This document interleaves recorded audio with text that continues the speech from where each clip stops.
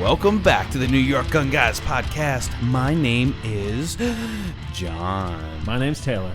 What's up, Taylor? How you doing, John? You son of a bitch. Yeah, I know. We're back at it. Yes. Welcome. Welcome back. We're glad you stuck around. Yes. If you stuck around. Yeah, after... If you didn't stick around, well, then we're not glad. Yeah. If you didn't stick around, you're not welcome here. Nah, it's all good. We welcome everyone.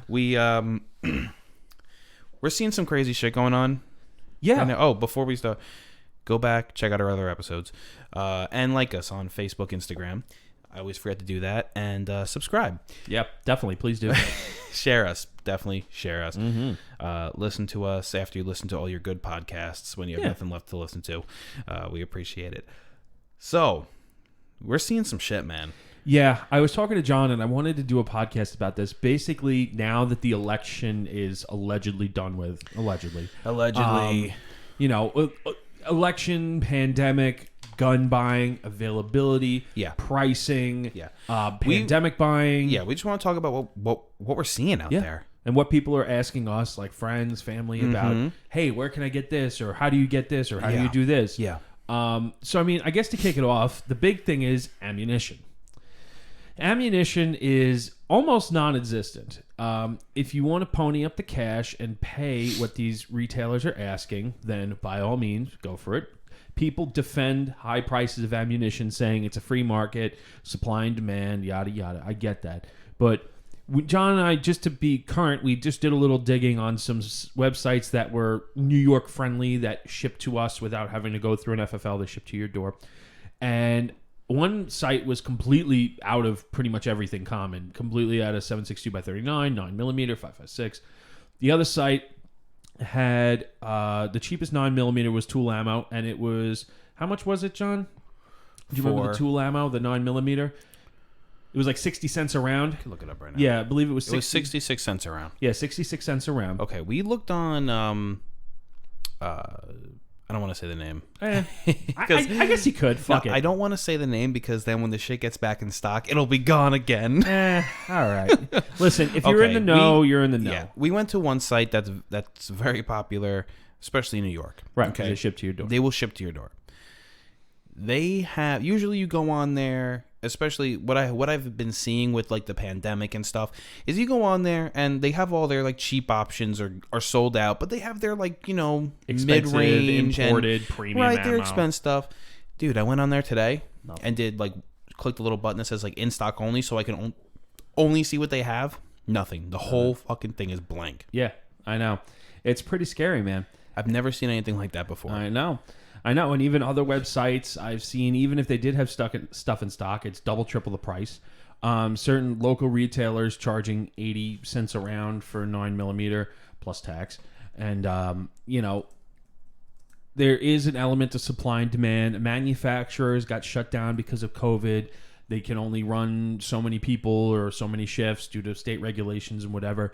And obviously the shipping industry affected that, whatever. But my point is this. When it comes to ammunition, number one, I hate to say it, but there's a lot of new gun owners that are just going out there and buying all the ammo and paying these prices, which then validates to retailers, hey, we could charge this much. Right. Obviously, you need to have ammo when you buy a gun. That goes without saying. Obviously, you want to be able to shoot your gun with the ammo that you just bought. Goes without saying. But be discerning when purchasing ammo. Be like, all right, this ammo is this much. I'm going to keep buying it, but then it's only going to justify these crazy high prices. Then people say back to me, well, it's free market, supply and demand. The retailers during a pandemic should be able to charge whatever they want. It's up to the consumer to decide. Yeah. With the level of people buying firearms and ammunition right now, to me, it is more so an issue of what can I charge for this thing that everybody wants? How much money can I make off of it? Certain places, obviously, their costs have gone up. The ammo costs have gone up from distributors and suppliers, so they have to pass it along. And you do see some occasional things. I think I saw the other day .7.62 by 39 was like 40 cents a round. Obviously, it's double what it should be, but it's nowhere near as bad as 5.56, which is going for like $1 a round. Yeah, I'm gonna say there's a record number of people buying guns for the first time. There's a record number of people buying guns in general. Yeah. I pulled up an interesting FBI.gov statistic. Yeah. Okay. This has the NYG's firearm background checks for the entire year, the totals So far? from 1998 all the way till 2000. I'm sorry, 2020. Oh, okay. So it's pretty current, I suppose. It is. So just to give you some, it's definitely current. It's down to even this month. Oh, okay. I guess it so far, yeah, they definitely do. So in 2020, the total number of NYG's checks. So these are people trying to buy a gun, I guess per se. Right. Purchasing firearms through an FFL. Yeah. 28,369,750 for the whole year. Damn. It's a lot. So far. And it's actually that was the highest it's ever been up until that point. So people are just buying more and more and more and more fucking And that guns. doesn't even count the private sales or things that, you know, in the rest of the country. right, in certain states where you don't need to undergo a NYG's check. Right. 2020. So far, we still have a month left. I don't think they have November on here yet. No, they don't have November. November's not done. 32,131,914 with 2 months to go. Wow. It's a lot, man. They have it broken down into state. Huh? If you're just curious, California in 2019, 2.1 million NYG's checks. This year so far, what did I say? It was 1.2 million, 1.24 million. So 1,240,000. And this year so far, 1,334,000. Okay. So it's going up. Yeah. And it looks like just about every state is up. I mean, obviously New York is up. And I'm just saying, like, this just goes to show that we do have a record number of people buying guns. Right. And we have a record number, whether those are new gun sales or, new gun owners, I should say, or people who already have guns who are just buying more. Right. Yeah. Just to kind of election-proof themselves, as I like to say. When the pandemic started, there was obviously a huge gun buy, lines at the door at gun shops, huge bum rush on firearms. Yeah. And I got lucky because right before all this stuff really hit, me and some coworkers split a case of ammo at normal price, and I'm very thankful that I did. I was on the fence. I'm like, the case was $300. It was 30 cents a round for 5.56. And I'm like, should I do it? I don't know, but I'm glad I did because, that would have been $500 that I would have to spend for We just that same saw amount. 5.56 for a $1 a round. Buck a round for 5.56. $1 right a round. Every time you pull the trigger, ping, it's a dollar. Yeah, well, shooting the machine guns was kind of like that. Yeah, but you're paying a premium for that ammo. Because for the experience, Right. Another thing I wanted to talk about in addition to the ammo is I've had people come up to me, friends, and say, "Hey, I want to buy a gun." Mm-hmm. The first thing I jokingly tell them is, "Well, you waited till the wrong time, but don't worry. If you have questions, I'll help you out. What do you want? Don't worry, I got you. I got you. What do you need to know? I'll help you out." But obviously, I want them to know, hey, I've been telling people for years, hey, you might want to buy a gun. You might want to do this. You might want to do that. But now, because there's the threat of not being able to have them, people want them. I have a very close friend of mine who wanted to build an AR-15 for months and months and months. What should we name him? Bill? No. The fictitious person Bill. in all of our stories is Bill. He's one of my best friends. Yeah. I'm not going to obviously say his name, but he came to me. He's like, for months, he's like, I want to build an AR-15. I'm like, all right, well, this is what I would do, X, Y, and Z. I mean, it depends on, first I asked him, what do you want the gun for? Do you want it for, home defense, up close and personal work? Do you want to have it more and personal work? I mean, listen, do you want to be able to reach out, kind of more long range? You want to reach out and touch somebody at a mile? I'm not the person to ask about that. I am not. But I asked him, you have to, if you're going to build an AR-15, you have to build it with a certain purpose in mind. Yeah. And then go from there. Whether that's range or whatever. Right. Range, like I said, the range that you want to shoot it at, the barrel length, what the application is, if you want it to be more portable, weight, everything. Right. So he said he kind of wanted it to be a little more of a long-range gun, but still be able to shoot, close targets. So I'm like, all right. Basically what I kind of settled him on was an 18-inch. It was actually, I know people might shit on me for this, but it's PSA premium, cold hammer forged upper, chrome line barrel, 18-inch with a free float M lock rail.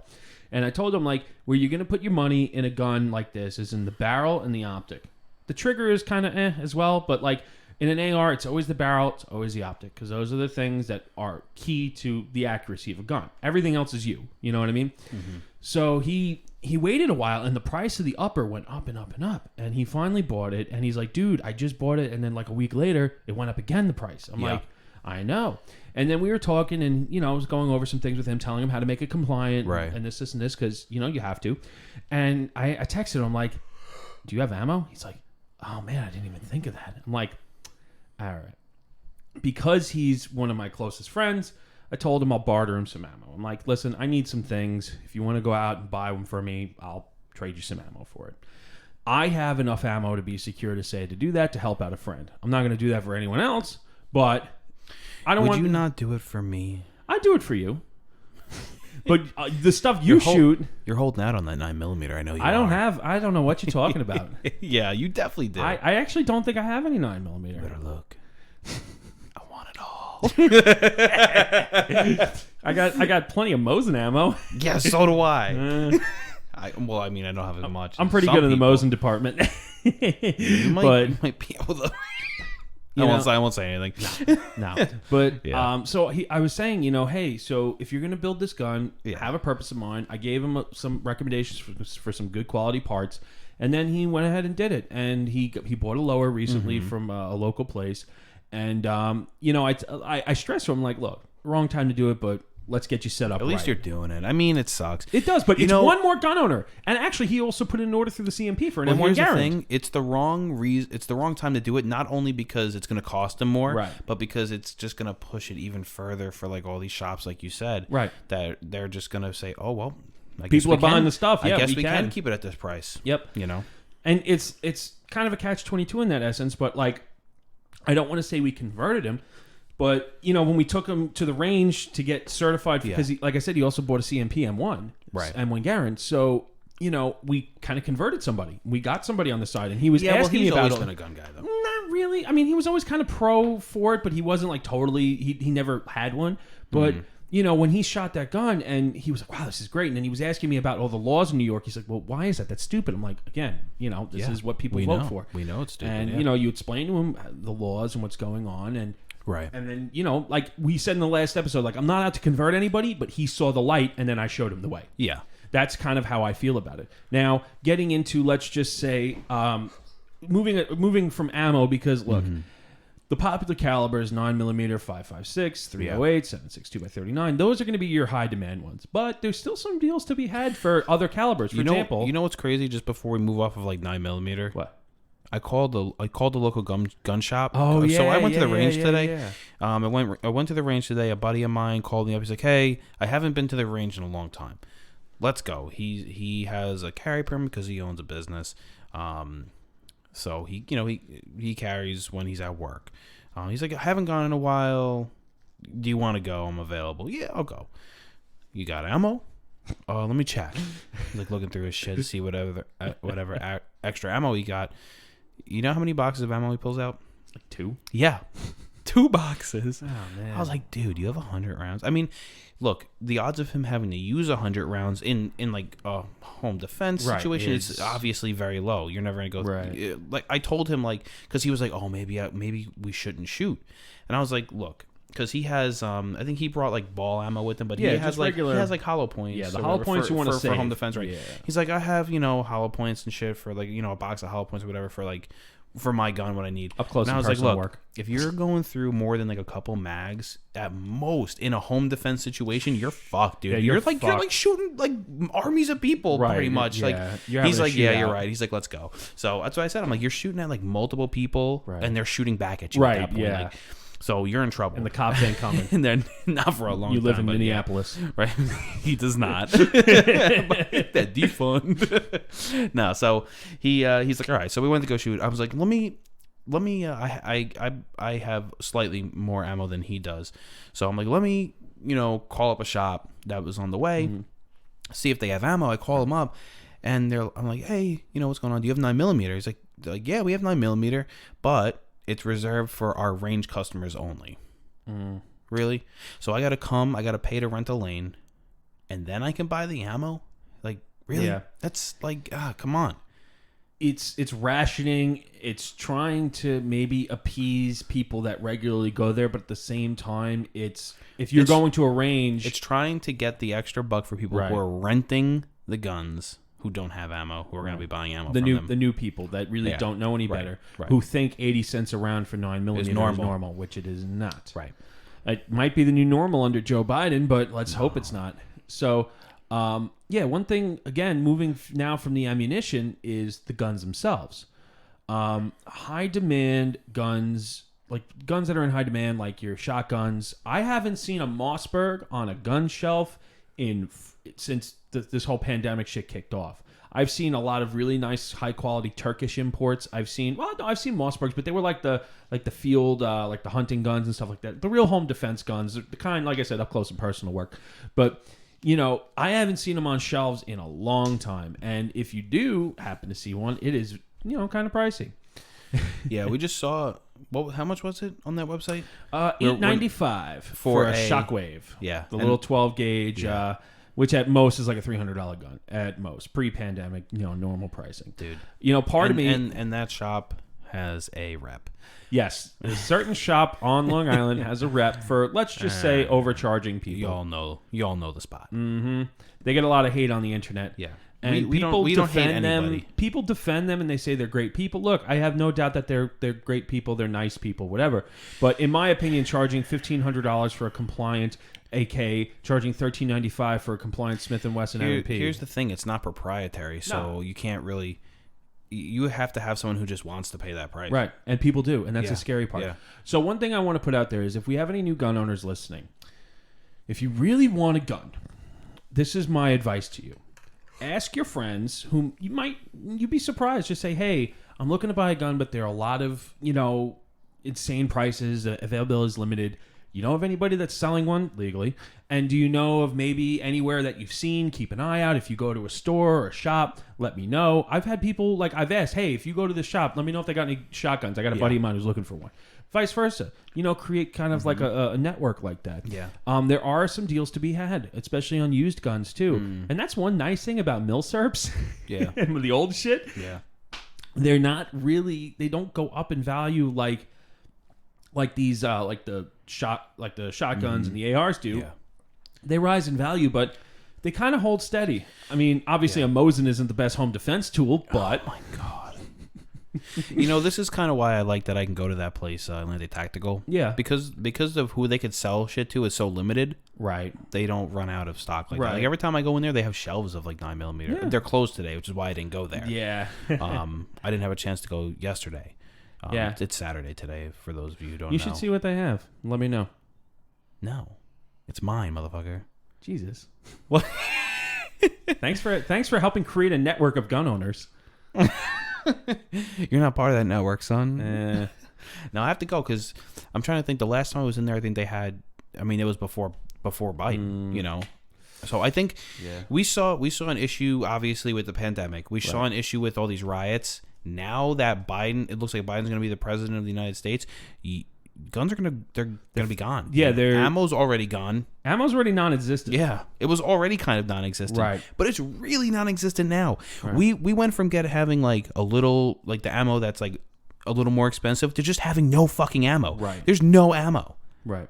And if you can find it, sometimes you can find some scores of ammo here. It's funny. There was people next to me. They had the plastic tote bin of loose rounds. Yeah. I saw it and I was so jealous, dude. I was looking at it and I was like, you motherfucker! Listen, I want don't that be so jealous. bad. One thing I could tell people is, we're going to get to the firearms in a minute, but what I used to do before all this bullshit was every time I went out somewhere like a Walmart or a gun shop, I would just buy a box of ammo. I know I paid a little bit more for it than buying in bulk, but every time I went to Walmart, I would buy a 100-pack of Federal 223. Yeah. Right? It was like $34, $32. Yeah. And I would put that in the closet. But that could and be I have a lot, a stack of them now. That could be a lot for some people. It is. It is, but you know what? If you buy it infrequently like that, as opposed to dropping $300 at a time, you could build it up slowly, and that's how I built a lot of my own stash. Was just every now and then going whenever I went to Walmart, picking up a couple of boxes. Do they even sell ammo anymore? No. No, they don't. But, this applies to, if you have a Field and Stream, a local gun shop, just every time you pass by, spend $20. You're going to spend $20 on bullshit anyway. You spend $20 on fast food in a week on Grubhub or, DoorDash or whatever. Do you order stuff on DoorDash? I did when I was in the hospital just because I needed food and I didn't want to buy cafeteria food. Oh, okay. I don't really use Uber? Uber Eats? Either. I use Uber when I'm in like the city. Well, I haven't been to the city since before all this shit. Oh, okay. But I'm just curious. Why? Don't worry about it. They sell ammo? Yo, that would be cool as hell. Uber. The Uber of ammo. Yeah, the Uber of ammo. If only ammo existed. Yeah, I know. Now, moving on, I wanted to talk about the firearms. I was gonna say that. Like I used to buy from the website like 1,000 rounds at a time. I thought it was a lot. I'm gonna have to buy more, dude. Like 3,000-4,000 rounds. Yeah, especially if you're training. That's the whole thing. Like I'm not like a stockpile person. I use my ammo because I have to use my gun in order to possibly save my life. Right. I have no choice. I have to stay proficient, so I end up shooting a lot more ammunition than a regular person. So. Right. One thing, I don't shoot a lot of ammo. I'm not the most trained person out there. I don't go to training classes. I'd love to, but it's just time and cost, honestly. And the type of guns that I like to shoot aren't really conducive for that. Obviously, I have the ARs and stuff like that. But my Mausers or my Mosins or, my Enfield, it's like you're not going to run a training course and shoot 800 rounds of that shit. That'd be awesome. It would be, but it would be very painful. You really need to get your pistol license, dude. I know. But now... good luck finding 9mm. Or, maybe I'll just shoot a 10 millimeter. It just fuck the world, right? Yeah. But what I was getting at was basically I don't shoot a lot of my ammo. I buy it and I kind of keep it and hold on to it. But if I ever wanted to, I have it. And I could use it as a barter. I could use it as if I'm ever short cash for something, I could liquidate a little bit of it and still be okay. Yeah. Same thing with the same thing with guns. If you need to sell a gun during this time, well, now would be the good time to sell a gun. Yeah, I mean, I think that's what I'm going to have to do now when I buy ammo is just put some to the side and just allocate that. I'm going to have to allocate a portion of whatever I buy to range and allocate a portion of whatever I buy to just keep it in case. Because at times like this, look, I want to go and shoot. I want to practice. I need to do that. And I don't have enough ammo to do that. Right. And that's the problem. And that's why I'm not saying we have to stockpile in case of the zombie apocalypse. No. I'm saying like we need to stockpile for a time like this when we still want to go out and exercise our right and shoot our guns. And we can't because we can't fucking buy ammunition. I mean, shit. There was a Chris Rock bit that he used to do. If every bullet cost $5,000, there would never be a shooting. Yeah, you think twice about shooting a motherfucker. Yeah, it's true. And it really is. They don't want gun control. What they really want is bullet control. Of course. I love that line from him. But let's not give them any ideas. No. Getting onto the guns now. John, when you were at the range today, you were mostly shooting pistol. The range that we go to, its pistols are separated from rifles just due to the firing lines and the ranges. You said it was really packed, right? Yeah, there was a lot of people there, and I went late in the day. Okay. And did you happen to see anybody over on the rifle side? Or you were not really over there? No, I wasn't anywhere near it. Okay. I heard some cannon type shit though going off over there. It was like a 50 or a 338 or something like that. I don't know, man. It was like kind of quick fire. Oh. It was like semi-auto, whatever it was. It could have been a 30-06, like an M1 or a 308 or something. Dude, it was like a fucking cannon. Nice. It was like Mosin cannon or a little more, but quick. That's I cool. guess it could have been like a semi-auto. Yeah, SVT or something like that. SVT 40. Yeah. That's pretty cool. Basically, what I'm getting at is you go to the range nowadays and you see a lot of people with the guns they just bought. You see a lot of people with the fresh can of ammo. I will say, I didn't see a lot of that because I think those people go earlier in the morning.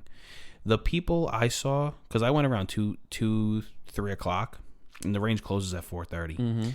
There were like a lot of older men there with their families, like a lot of old. I saw like quite a few like middle-aged to older men, with like kids. I saw several kids there. Like I saw a kid learning how to shoot for the first time with like a little snub-nosed revolver with his dad. That's cool. But like when you go earlier, you get like the meatheads. You know what I mean? The guys that buy the AK and call it the chopper. Yeah, you know what I mean. Yeah, so I know. I know that it made me happy to see. One thing that I remember we were talking about with Lisa was buying a gun and knowing the type of ammunition to use in it. Especially during this pandemic, if you buy a gun for the first time, you just kind of want to just buy ammunition for it. You just, oh my God, there's no ammo available. I'm just going to buy this. make sure it's the right type. You don't want to be paying out the ass for hollow points if you want to go to the range and train. If hollow points are all that are available, maybe buy a box of that, but see if you could score some full metal jackets and ball ammo. Yeah. Because you don't want to be burning through hollow points for no reason, just hitting paper. That's not what they're for. Yeah. Same thing with rifle rounds. It's premium. Like I went to Field and Stream that's kind of local here, and I was looking for some like 30-06 for my M1s, and all they had was the premium hunting ammo, which wouldn't. It's not advisable to shoot high velocity ammunition in your M1 without a different gas plug, but I wasn't about to pay almost $30 a box just to have ammo for it that wouldn't even work right in my gun anyway.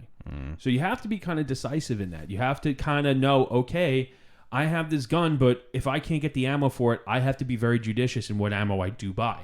And if you see something, if you can afford it and you feel it's right, then you could buy it. But again, I hate to be the guy that told you so, but motherfucker, I told you so. Yeah. Yeah, I just wish I had more ammo, man. Listen, That's real. I didn't shoot. It should hopefully come back. This is 2012 all over again. Remember when we couldn't find 22 on the shelves for like a fucking year? Remember that? Yeah. And ammo was less expensive then than it is now, but things bounce back. People can only buy so much ammo. Like I said with the gun hoarders or like the stockpiling of guns that Joe Biden wants to stop. Quote unquote. Yeah, I'm using air quotes. You can't see it. There's only so many guns you can buy. There's only so much. I mean, whatever people's budgets are. I mean, people got the money to do it. God bless them. But there's only so much ammo you could buy. I mean, someone like me, I can't drop $1,000 on ammo right now. You know, right? So somebody who buys New York compliant AR for $1,395 plus tax, and then buys $1,000 worth of ammo, you just spent $2,300. That's like, mortgage money. That's rent money. That's some serious coin, man. So for the people that do that, I don't think that can't sustain. That system cannot sustain itself. I put a notification on every single to let you know when it's in stock. Box of ammo, yeah. Not like the crazy expensive stuff that I'm just not going to buy. But the stuff that, I use to go to the range. Right. And I think I'm going to start, sorry to interrupt you. I think I'm going to start buying, because for a long time I didn't buy like steel case. Yeah, the steel case is perfect for the range, dude. Especially but like 9mm. I'm putting it through my duty gun. I don't know. It's fine. Yeah. It's a Glock. Trust me, you're fucking fine. Because dude, it was like $7.99 a box. Yeah. The fuck. I was telling you to buy steel case a long time ago. Okay, that's fine, but the next level up was $10 a box or $9.99 a box for fucking brass. So what's the dollar difference? It's $10. But if you're buying $1,000 worth of the shit, it adds up. Well, and that allows you to train more. By 1,000 rounds, it's like $120 with tax. I know, but what I'm getting at is buy. Now that you see what could happen, you might reassess. Hey, maybe that steel case in my Glock, as long as it's not going to do any damage, it's fine. It shouldn't. I mean, all my commie guns eat up the steel case because it's the only thing that's available, and I fucking love it. You just got to clean them because it's a little dirty afterwards. Yeah. But because it doesn't like compress. Like the steel and brass expand at different rates, and you just have to be. I also saw aluminum. Case. Yeah, and CCI. it was but it was also really cheap. Which I was surprised it was cheap because aluminum's kind of expensive. Not really. Aluminum's cheap as fuck. No, that's not true. Yeah. Well, I mean, cheaper than like brass. Yeah, it is cheaper than brass. Yeah. I just was surprised it was like that. Oh yeah, cheap. Aluminum ammo's been around for a long time. Man. I know. It's a soft metal. Yeah. And it's an alloy, and they make it soft, kind of like it's supposed to try and mimic brass. Yeah. But when it comes to training, some people have a thing against steel case ammo. Look, if it works in your gun and you could shoot more of it, go for it, man. Yeah. All my AKs and my SKSs, they obviously shoot the Russian shit. Yeah. And I got a lot of that stuff. Thankfully, I am very thankful about that. It's just different because that's a gun that you shoot at the range, and I'm shooting a gun that has to work every time I pull the trigger. Oh yeah, no, and I mean, listen, an AK should work every time you pull the trigger. You're not going to... You know what I'm talking about. Oh, I know. You're not going to shoot steel case on the job. I know that. No, I know. But I'm saying if it's going to have an adverse effect on my gun in any way, that's the problem. You know what? If you want, dude, I got the perfect solution for you. You buy another barrel, and then you shoot that barrel when you go to the range, and then you swap it out, and then have that for your duty. You never have to clean my barrel of my gun again. Well, you still got to clean the one you shoot at the range. Something to look into, my friend. Something to look into. Yeah. I don't know if that's such a bad idea, but if that's what you're really worried about, I wouldn't be worried about it. But I don't really know what I'm worried about. I'm just curious, There's I mean, I plenty have of- free parts and labor through my agency forever. I'd be fucking blasting that shit. Yeah, but watch, nothing will happen until I have to use it on a Shooting it job. I'm sideways. fucked. Yeah, you could actually bring it. They have like an armory, and I can Bump bring it fire there, it. and they'll just. Oh god, no.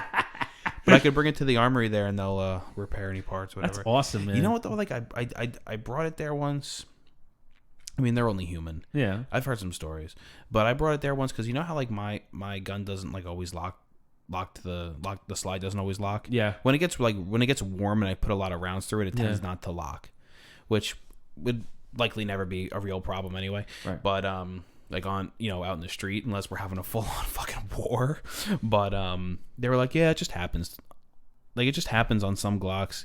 All Glocks are different. I'm like, It could be the polymer. It could be the expansion of the polymer or something like that. Your slide lock. You might bump it accidentally. It might be. I find that sometimes the little experience that I've had shooting it, I've had my thumb hit the slide lock and it doesn't. It releases the slide. So It's probably that. Yeah. I don't anticipate having to go through that much ammunition ever. You know what I mean? Right. Like I don't really anticipate having to go through multiple mags. Right. Like.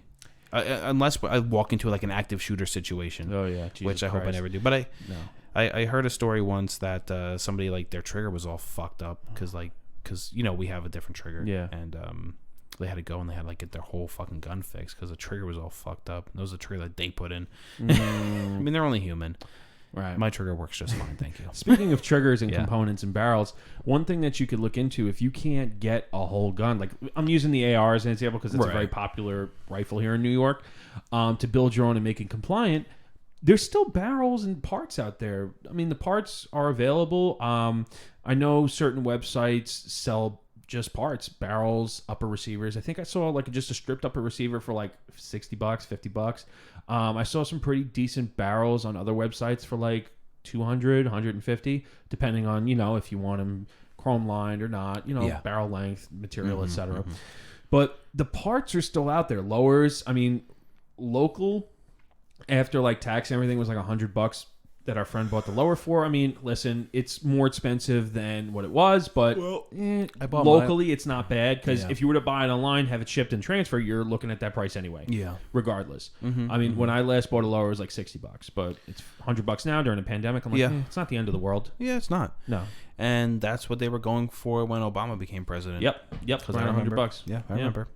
Yeah. So if you still want an AR, which is a very high demand gun nowadays, you can, if you look up some YouTube videos and buy the parts, you could assemble it yourself, save some coin, and get what you really want. Yeah. You don't have to pay these ridiculous prices that certain shops are asking. $1,300, $1,400 for just a basic Smith & Wesson that at the beginning of the pandemic, somebody I know bought for $800 out the door. And I'm like, that's a little high, but it's New York and they made it compliant. So that's the price you pay for that. And I'm like, okay, well, it's a good gun.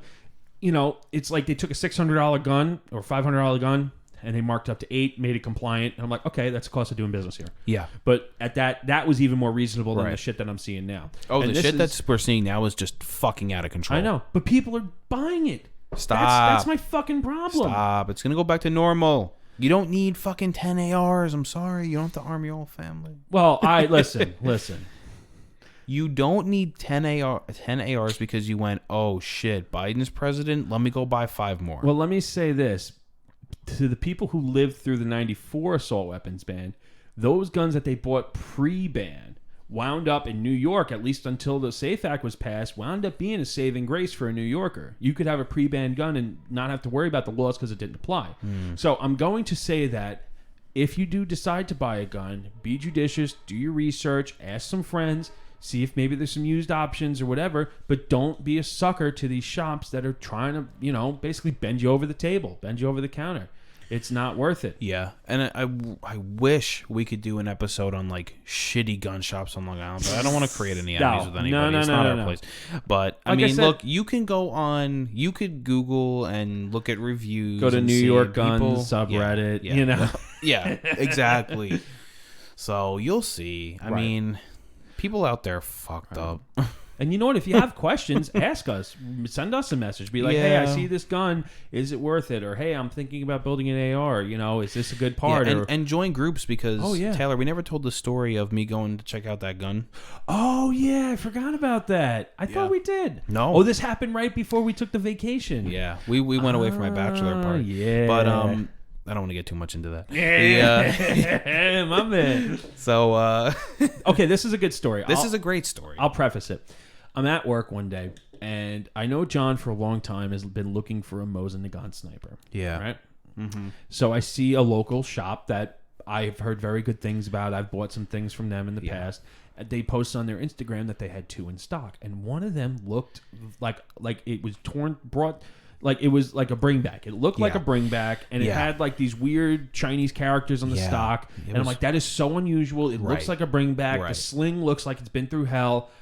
I called up John. I was at work. I'm like, John, the shop has 2 snipers. One of them looks like a bring back. If you want to buy one, this is the chance, because the price was very reasonable. He was like, you have to go. I was like, I don't know. He was like, go, please, go, check it out. He would not leave me alone for like 20 minutes. I'm like, fuck, fine. I'll fucking go. Let me take a shower. I'm going to get ready. Right. Because if he didn't go, if I wasn't at work, I would have been on my way there already. And people were like commenting on it like, oh shit, what's that the looks details? like, What's this? What's this? And the price, when I called them and I asked about it, and the price was pretty decent. What was it? $8.99? Yeah, it was like $8.99 or something like that. Yeah. It was $8.99. And they had 2 in stock, but this one looked like a normal refurb sniper. Yeah. But then this one looked like a vet bring back. And I'm like, holy shit. So, John, take it from there.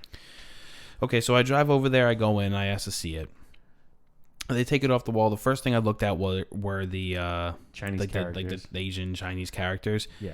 I could tell you right away they were added after the fact. Yeah, they were stamped on. Basically, the letters, the symbols were so crisp. You know, and you saw the stamp marks. You can see the stamp marks around. You know, like, and in some older ones you can see them, but it's almost like they're not like really in depth. You could just tell. Also, it was the same markings you find on like the side of an SKS, the Chinese Type 56 with a factory 66 triangle that has no business being on a Russian sniper Mosin. And it was from Russia because we thought it might have been Hungarian. So I saw the Chinese symbols on the side, and Hungary sent snipers to Vietnam. So some bringbacks from Vietnam were Hungarian snipers, which are very rare and very, very collectible. Yeah. So as soon as I saw that with the Chinese characters, I'm like, I couldn't see really what they were in the picture, but I'm like, if that's a Vietnam bringback and it's a Hungarian, you need to buy that for that fucking price no matter what. So that was the second thing I looked at. I looked for the little symbol for that. It wasn't there. It was Russia. It was from Russia. Yeah. No import marks though. No import marks. And I looked all over the place. I looked on the far end of the barrel. Yeah. You know, and they weren't there. That was a weird thing for me. Yeah. But the scope was an original scope because he was texting me and sending me pictures, and I was texting him back. The scope was an original scope. The scope mount was original. There was like it looked like there was a repair done on the stock where the scope mount met the stock. It looked like there was a repair. The bolt did not match the gun, which is not the end of the world. Right, it's not. But you know, if you're looking for something that doesn't have import marks, it could be all original or whatever. And the whole thing is, the gun wasn't worth what they were asking. I offered them a lower price. They refused. They said, "Oh no, we're going to sell it right away." Okay, no problem. So they also told me, it wasn't the time to be asking for less. You have to ask. Don't be a dick about it and ask twice. No. Okay. No. So John was sending me these pictures, and I was posting them to a Facebook group that I belong to. Yeah. And people with a lot more knowledge than me was saying, "Oh, does it have this? Does it have this? What about this?" And then somebody commented, "I've seen that gun like around. That gun has been around. Yeah. It's a like somebody made it to look that way. Somebody dark in the woods. Somebody." And I don't know about the import marks. I wasn't there. Maybe sometimes they're under the handguard, but you're not taking apart the gun on the counter. The import marks were not visible. Right. And to me, that's like, wow, okay, but the sniper that I have also doesn't have import marks. Oh, but it doesn't mean it was a bringback or brought in before 1968. Yeah. It was just missed during the stamping. Yeah. Like they just must have missed it or something. Right. So John was looking at it, and I told him, like, you know what, dude? From what I'm seeing, people are giving me input on it. We're talking about it back and forth. Instantaneously, mind you, on a Facebook group. This is the beauty of the internet. Right. I said, you know what, dude? If it were me, I know I told you to go down there and look at it, but I wouldn't buy it. It wasn't worth it. Yeah, some and guys. it wasn't worth it because of the price they were asking for it. Because it was so suspect. Right. Because of that. Yeah. And if somebody, honestly, if that whoever had it before you didn't stamp those Type 56 markings on it, I might have said, yeah, buy it. Yeah. Honestly. But whoever did that just goes to show you they were trying to do something that maybe they saw a gun from Vietnam had, or you know what I mean? It made no fucking sense. Yeah. It's like, somebody who drives a Chevy, but they like Ford, just putting Ford on the side, and you're like, what? Yeah. So, Yeah, and I wasn't like and aside from that, I won't say where I went. The guys were very nice, but I kind of felt like they knew that it really wasn't like crazy rare, and they just knew what they had. Right. And it's like almost like they were trying to like oversell it to me. Like I went in there and I asked them about it, and I asked them if everything was original on the gun. Is everything the same? They go, oh yeah, everything's original. The first thing I do is take out the bolt, different bolt number. Well, the bolt could be original, it just doesn't match. No, I asked if everything matched and whatever, and they said yeah. They didn't expect me to look, basically. And I pulled it out, and I was like, oh well, the bolt serial number is not the same. And oh yeah. Well, the bolt's not the same. You know what I mean? So you're thinking that maybe they thought you were like a first timer going in, and oh yeah, I think that they thought that I was a first timer going in. They were gonna be able to sell this gun to me. Okay. It's the vibe I got. And I don't know a super crazy amount about. Right. But like I got you, and you got the people internet. And it's like one of those things, man. The bolt number was a good number though. It was like really low. It was like 236 or something. But that doesn't necessarily mean anything, because it could have been like the like whatever number letters were before that. That could have been the millionth one they made. So there were no letters. Oh, that's weird. The bolt number was like 264 or something like that. It was very low. Oh, okay. No letters, nothing. And I mean, it would have been cool if the whole thing matched. Yeah, honestly, like if the price was lower and everything matched, I might have said go for it. Yeah. But just as a curiosity, just as what is this gun? Yeah. But I mean, it wasn't worth it. There will be others out there. Oh yeah. And so I didn't buy it. Yeah, but this just goes to show you that ask people. Don't just take what the guy at the gun shop says, especially if you're a new person. Yeah. Especially going in there and buying a gun. Don't let them say, oh, this imported shotgun is better than a Mossberg, or it's this. And do your that. research and understand things, because they tried to sell me on the fact that the way that repair was done. They were saying like, oh look, usually these scope mounts are connected, in such a way, but this one is like done like extra well. It was like one of those weird things, and it was like so clear it was a repair. Like, right. It doesn't matter that it's a repair. Right. Why not just say like, oh, this is a repair made to this gun, but like the craftsmanship on the repair. Yeah, I'm actually looking at I'm looking at the pictures you had sent me. Yeah. And it looks like an Arsenal repair. It's like it's like two pieces of wood that are dovetailed. Yeah. And it looks like there used to be a lot bigger cutout. But also, you could tell the gun was resanded at some point because of the finger grooves.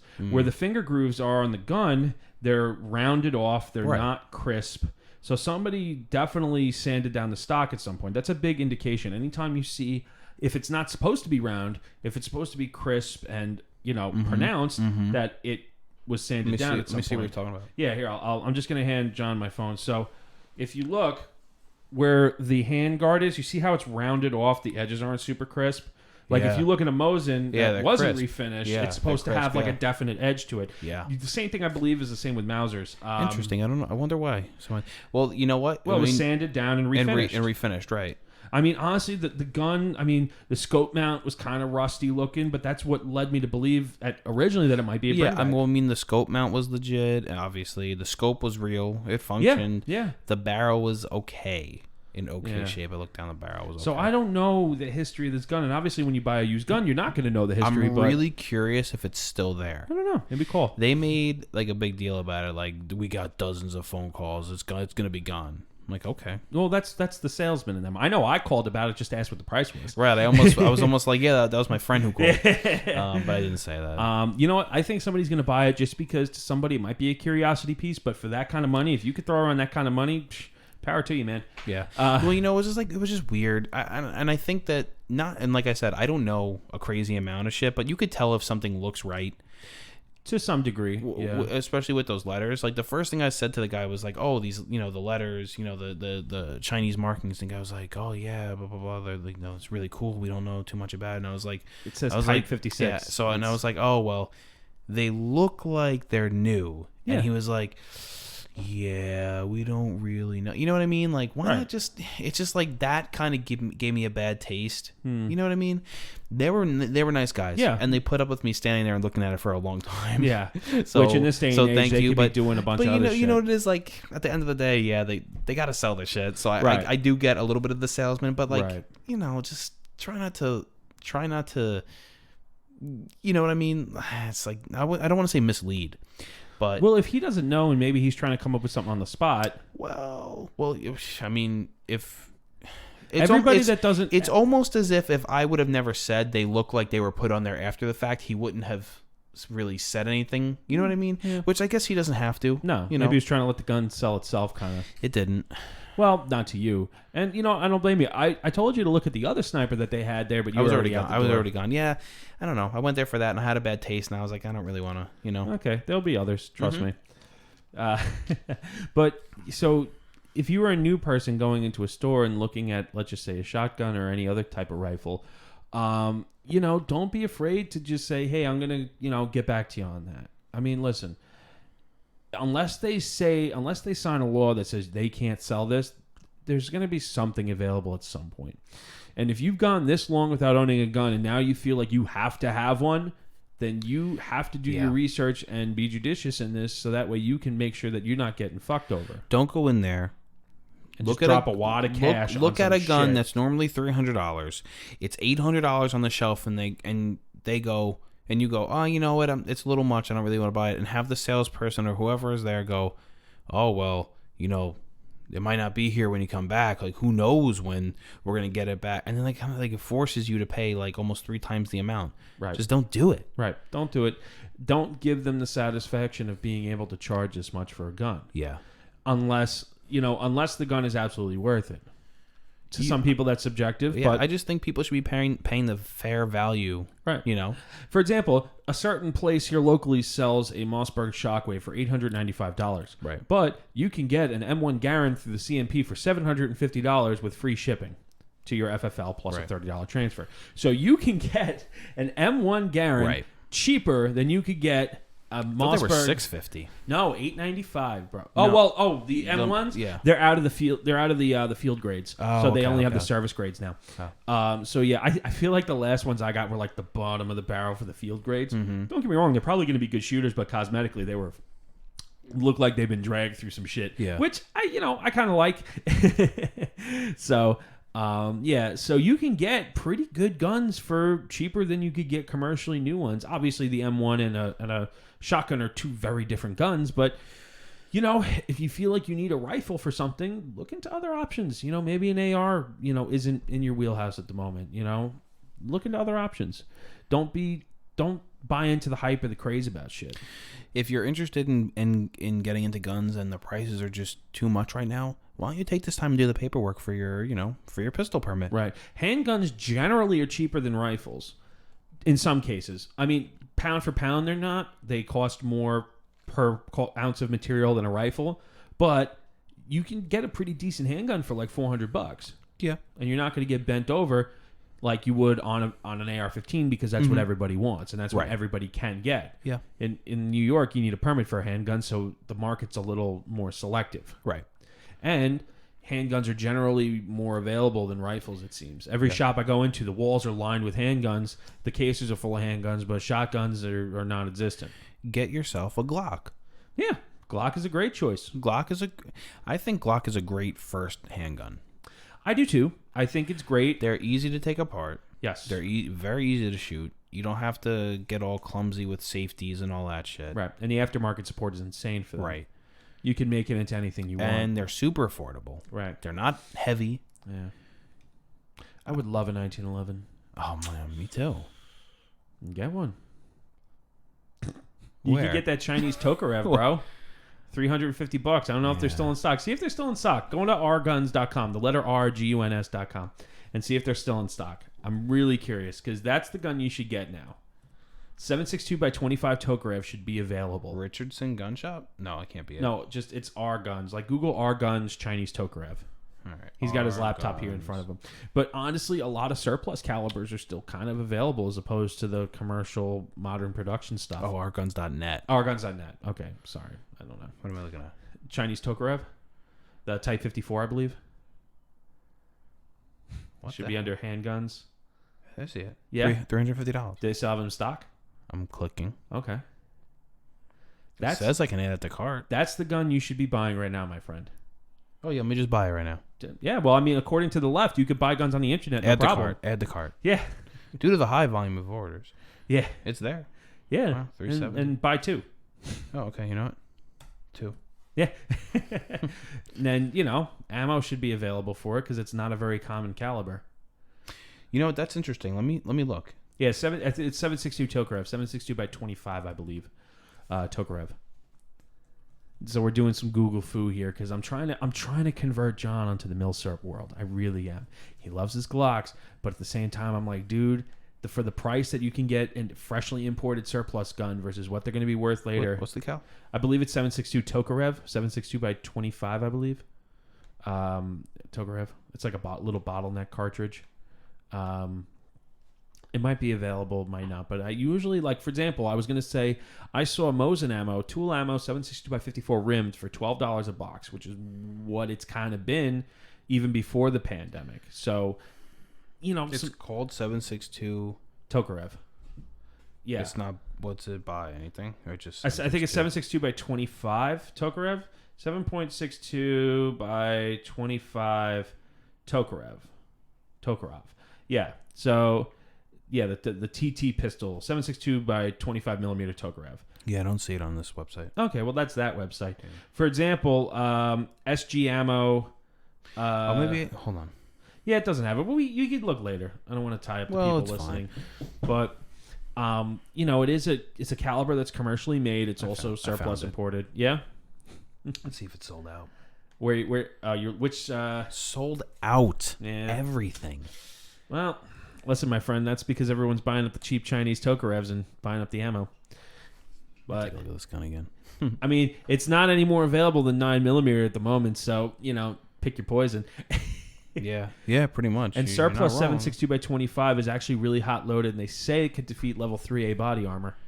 What? 7.62 by 25 surplus. The surplus stuff, the original surplus, it was very hot loaded, and they do testing on it, and it could defeat level 3A body armor. Like the soft armor. Mm-hmm. No, I don't know if 3A. What the hell is this thing for? I don't know if it's 3A body armor, but it's that soft, like the pistol caliber body armor. It could defeat that. The Zastava? Zastava. That's Serbian. It's Yugoslavian Serbian. Well, the former Yugoslavia. 32 ACP with extra magazine, a holster, and a brush. Guess how much? $280. $225. Ooh, that was dude. Close. Is this it shit's stock? so cheap. Yeah. Okay. Well, listen, my friend. This is what my friend. This is the stuff you should be buying. Why is it so cheap? Because it's imported surplus, bro. And imported surplus handguns generally are cheaper than rifles. And what the hell? We're gonna have a talk about this. Beretta 81 BB 32 ACP 12-round pistol pre-owned. Guess how much? What is this? The Price is Right. Yeah. What was it again? A Beretta 81 BB in 32 ACP. In 32, I'm going to say 185. No, I wish it was that cheap. Okay. 295. Okay. Small. Yeah, it's just basically a scaled down 91. This is pretty cool. I've never been on our guns. Yeah, they were a big surplus importer for years and years and years, and they still do, and they sell also new stuff too. But check them out when we're off the mic. You'd be surprised. And this is why, dude, I love the surplus stuff because it used to be very affordable and you could get some cool shit. Right. So for the new gun owner that's out there, don't be afraid to dabble in some old shit. You know what I mean? Yeah. If you find an old shotgun, if you find an old pump 12 gauge, it's Where's our guns out of? I have no idea. Somewhere in the Midwest, I think. Illinois, yeah.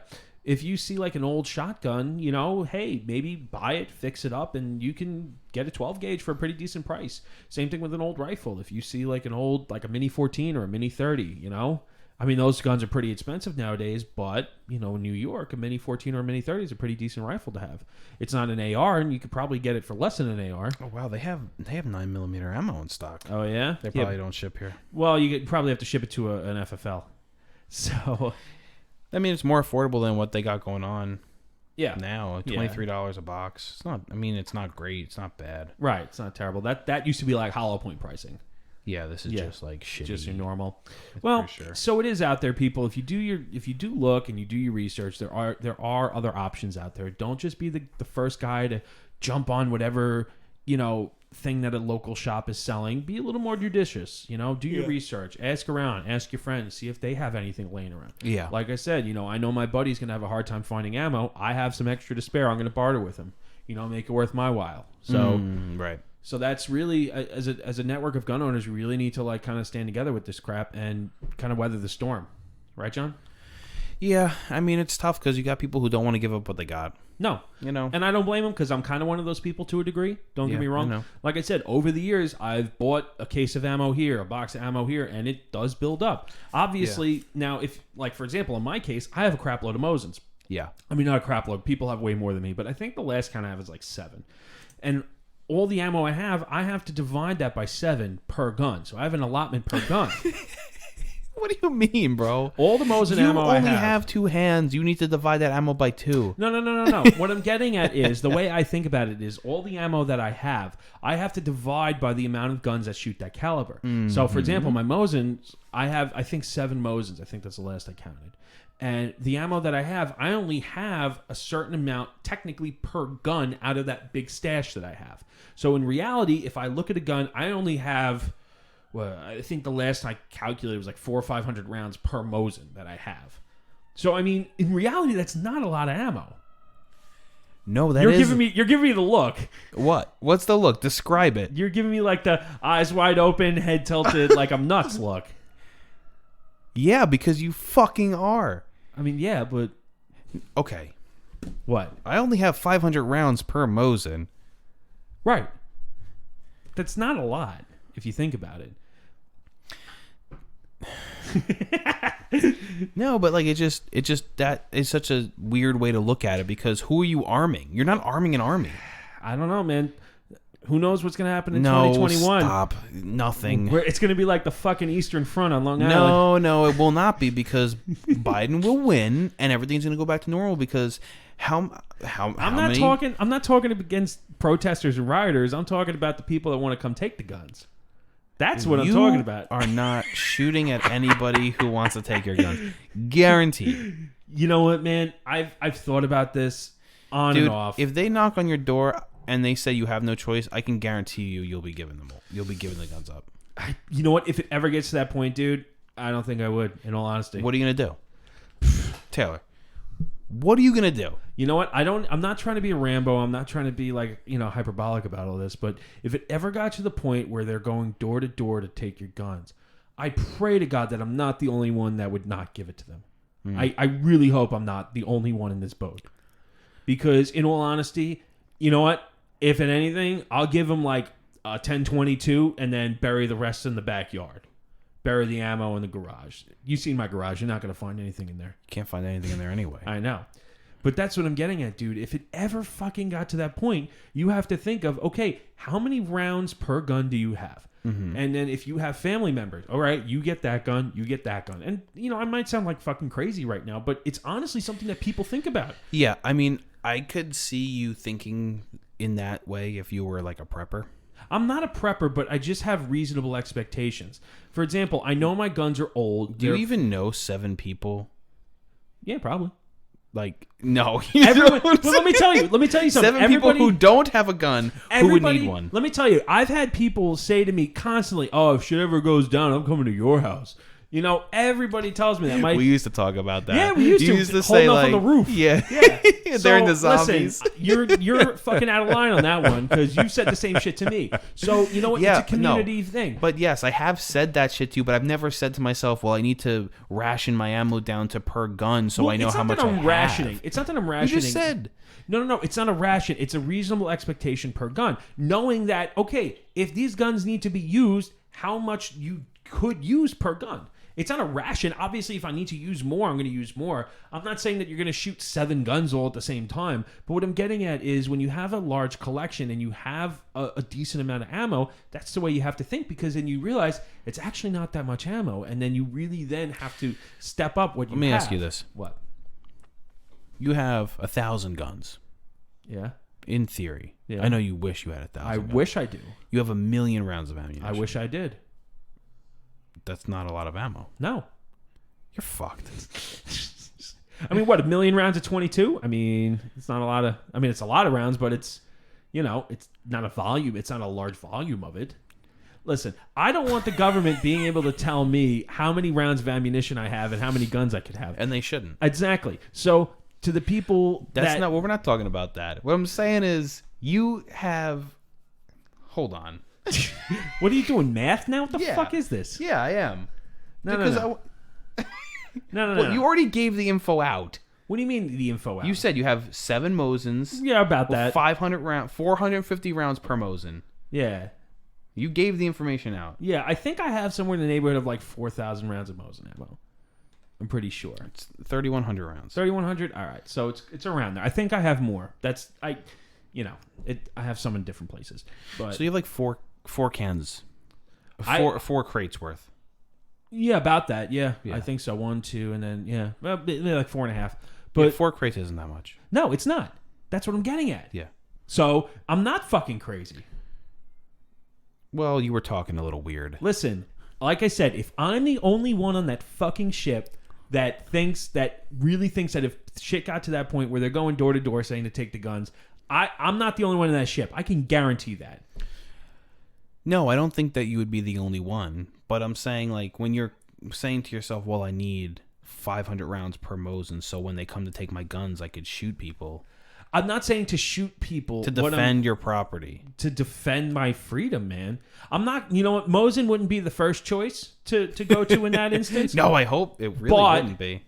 But, dude, throughout history, weapons of war, we've shown that Mosins have been fucking effective. They are effective. And I'm not saying that I'm not Vasily Zaitsev. I'm not, Simo Haya. I'm not these snipers with them. But you know what? It's a fucking gun. And it's been used in combat up until present day. I wonder... I don't think it's ever going to come... Well, not in our lifetime. I don't think it's ever going to come to People that. now listening are like, God, this guy's a fucking nutbag. No, but I don't... I mean, you're a little crazy. I am, but it's not unfounded, man. It's really not. And that's not even counting the 223 or the 7.62 by 39. Stop talking about your stash. You're going to get a knock on your door. So, yeah, I think that I would hope that people would defend, I would. Not everybody would. No, not everyone would. I mean, I'm not. There's gonna a fight. strategy. I'm like not going to fight to the death. You give them a 22 and you bury the shit in the backyard. Yeah. I think I'm in a different situation because I'm not going to be the door they're knocking on. No, I mean they're not gonna come take. You're going to be the guy knocking on doors, John. Are you gonna disobey a direct order, John? It's not lawful. Well, listen. No. Listen, and this is something that I really do believe that we're sworn to uphold the Constitution and the Constitution of the state of New York, right? Yeah. I'm sorry, but if they said you have to go door to door and start confiscating legally owned firearms just because they decided, it's so far off from the Constitution of the United States that it would not be a lawful order. No, it wouldn't be. Not at all. So I don't think it's ever going to happen. I think it would definitely not be local law enforcement making those knocks. Oh, man. It would be the fucking army, dude. And even then, would the army enforce it? I would hope they wouldn't. No, exactly. But that's what I mean. I mean, we were talking about mass noncompliance. Yeah. I mean, at the end of the day, they could write, and I've said it before, they could write whatever they want on a piece of paper. But if they don't have people to go and enforce those laws, it's just ink on paper. Right. Right. And that's why I don't think, I think that they could really infringe on it. But there was they're mass not noncompliance with the SAFE Act. Oh, yeah. So. Yeah, I don't think that a mass gun confiscation would ever be something that would that I don't know, man. Biden would really love that. A lot of politicians would really love it. Yeah. But it would never happen. Mandatory buybacks? Like Biden was saying, he wants a mandatory buyback on all assault weapons, quote unquote. He didn't write if it was mandatory. It's fucking mandatory at that point. Because then what? If you don't sell it to the government, then what? Are you in possession of an illegal gun? The way they wrote it was that they were having buybacks to try and get rid of certain guns, to quell the amount out there. I thought it was a mandatory buyback, and if they made the assault weapon, quote unquote assault weapon, illegal, they had a mandatory buyback. If you didn't sell it back to the government, then you would be in possession of an illegal firearm. Well, no, much like they did in Australia. They want to ban weapons of war, but they want to ban the new production of weapons of war too, right? And then Air they want quote. to and then they want to like regulate the existing ones. Yeah, regulate them. How are they going to do that? Right. But what I'm saying is like not. I mean, it didn't say it was a mandatory buyback. I think it is going to be. I think it would be Because honestly, why else would they be buying them back? to try and get some of them off the streets. That's bullshit. That's some bullshit. Yeah, I know. I mean, That's where some have they bullshit. had? They've had mandatory buybacks, Yeah, in right? Australia, New Zealand, But England. but no mandatory buybacks here in the States. No, not mandatory because it's Yeah. illegal. It's against the Constitution. I know. Yeah. But getting back on track with the new, like what we said, things we've been seeing in the pandemic, but this is the kind of emotion that it raises. The fact that people want to take your guns away and that there aren't any guns to be bought, no ammo to be bought. Things are tough. Times are tense. Things are tight economically. People are losing their jobs. It's like, you always feel like you're on the brink of something. You don't know what it is, but you just feel like at any point, like what we saw this whole pandemic, your city could be fucking burned to the ground. Yeah. And then what? And then you're left with nothing. It doesn't matter how much Mosin ammo you have if your Yeah. fucking guns are on fire. Yeah, it's so funny because the people who don't want you to have the guns the most are the greatest gun salesmen of all time. And I always joke with the Mosin. Obviously, I know the Mosin isn't the best for home defense, or I get that, but it's Yeah. just it's a large part of my collection. And I always joke with John, like, "Oh, you need me to grab the Mosin?" Like, listen, Yeah. it was on the Eastern Front. It's still being used today by combatants all over the world. So it's Yeah. No, don't get me wrong. And I was giving you a little bit of shit for like, all the ammo and whatnot. Dude, trust me, I wish I had 5,000 rounds of 9mm right now, Yeah. And I think this whole situation, because back when we had the other with Obama, we had like this, so we 2012, had the pretty much a Sandy Hook. similar thing going on. This is worse. It's definitely worse. This is way worse. It's worse because there's three factors. There's COVID, there's the fucking riots, and Yep. now there's a presidential election. Right. There's three It was the fucking trifecta. yeah, it's the Mars is in trifecta. retrograde. Yeah, the trifecta. It's the trifecta over here. Yeah. But we have the three-pronged attack. But I think this is really an eye-opener for a lot of people is buy more guns if that's what you want to do. If you can. But you have to buy ammo. I was thinking about like ways to store ammo today. Dude, just put it in an ammo can, put a Desiccant pack in it, and call it a day. Yeah. Yeah. I have ammo loose in ammo cans. I Yeah. have ammo in boxes in ammo cans. What do you think do you think it's better to keep it loose or in boxes? It depends, man, because honestly, sometimes the boxes help keep things kind of Organized, separated. yeah. It also allows for airflow through it, but it also takes up way more space. Right. So if space isn't an issue, keep it in boxes in the ammo can. It's probably easier to count, so you could just open Yeah. the can and be like, oh, I got 100 rounds in here. Yeah. Versus, all my M1 ammo, I just dumped in a 50 cal and it's almost full, and I'm Yeah. like, all right, I kind of know how much I have in here, but Yeah, but you can get ammo cans so cheap. I was just telling yeah, Taylor I got even used. Yeah, well, the used ones, but I saw used ones on Amazon. They were like $18. Yeah. But I saw new production ones, great rubber seal and Yeah. everything. I showed you them, $25, not Yeah, bad. yeah. And Taylor was saying you can get them at Harbor Freight, but I've only ever seen. Harbor Freight for a while, like a month or two ago, they had a sale on like the metal ones. I think Yeah. they're imported. They're not domestically made, but they're Yeah. metal and they have the rubber seal. They're normal Are they GI. used? Are they used? No, they're new. They're new production? standard GI Yeah. 50 cal cans, but I don't know if they're made here or they're Yeah. imported. Yeah, I don't know. But you can still find them used, man. Every gun show, every Yeah. gun shop has them. Yeah, if I could buy a brand new one with the seal is in great Right. shape and everything, Yeah. I'm not going to buy Put a a little used bit of one ever oil on again. the seal, throw a Yeah. Desiccant pack in there, and you're good. Yeah. I noticed the other day some of my mags had some rust on them. You keep them in crates? I have a tall ammo can. It's like almost the height of like 2 or 3 50 cals. Oh, actually, it's like 3 50 cals tall. It's the same dimensions, like length and width. They were rusting in there? I don't know, man. They're surplus mags, and maybe they had some rust on them originally. They're surplus AK mags, like It's old just ones, spreading. like they're 10 rounders. They're like Yeah. old 10 rounders from Yeah. like the Chinese or the whatever. They're like old surplus ones that have had kicking around. Yeah. But they just had some rust on them, and I guess they just kind of been sitting because I don't go in that one often. I don't really, shoot those mags often. I just kind of keep those in the closet. Yeah. I have a few mags that I keep in the safe with the gun.